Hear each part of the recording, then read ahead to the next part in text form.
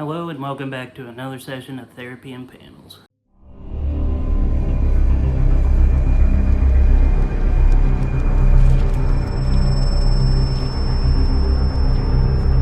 For a little while now, me and my dad have slowly been watching the Swamp Thing show during all of our free time.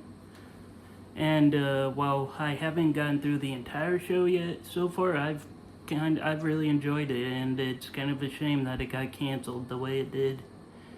But during this time while watching it, it made me just curious about the comic book origins of the character. And so that is where today's session comes in. Once a mystery, fantasy, and horror comic anthology published by DC Comics, it is notable for being the title that introduced the character of Swamp Thing. First ran through the Silver Age with 80 issues, introducing characters such as Eclipso, and later revived 3 years later with the book hosted by Cain from Cain and Abel, starting off the story kind of like the Crypt Keeper or Elvira for the best examples in my head.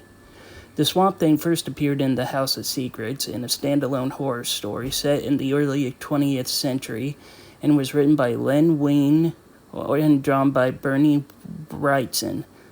Len Wein came up with the idea for the character while riding a subway in Queens and recalled, "I didn't have a title for it, so I kept referring to it as that Swamp Thing I'm working on."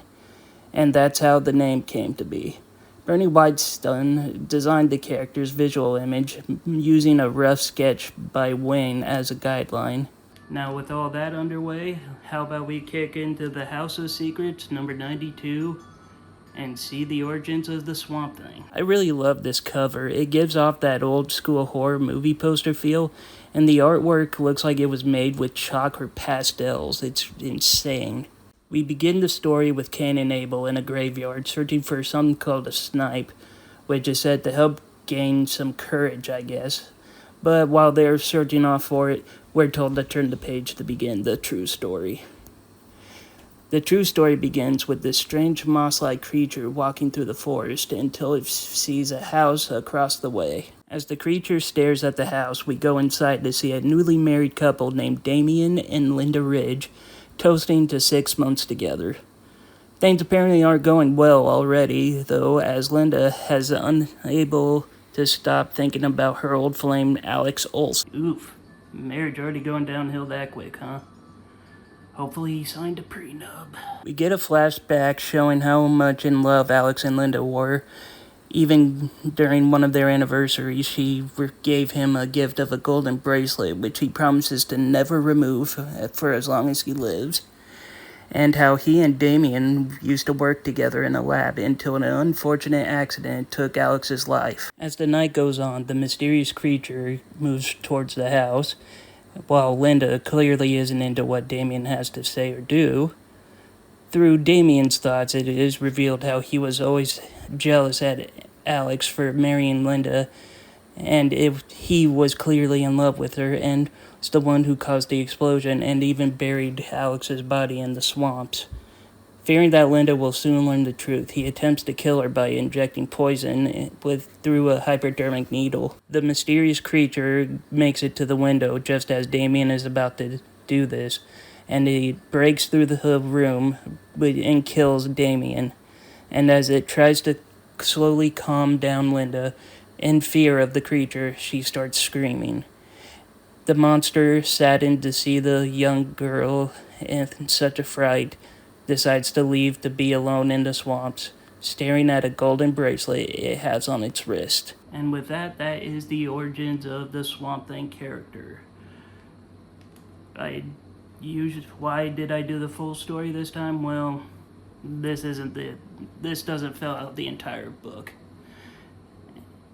And in full opinions, just from that part of the story of this book, it was pretty good.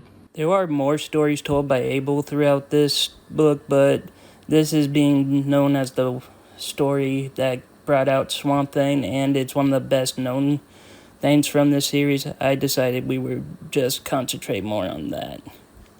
But some may be wondering, the character got revamped later on, and became known for the second incarnation named Alec Holland, who was a chemist that was killed following the creation of a scientific formula to stimulate plant life in a hostile environment to criminal or evil elements. It is a classic tale of a creature who was killed due to someone's jealousy, only to be brought back and to never be able to be close to the one he loves ever again. And that's all the time we have for today's session. I'd like to thank you all for attending Therapy and Panels.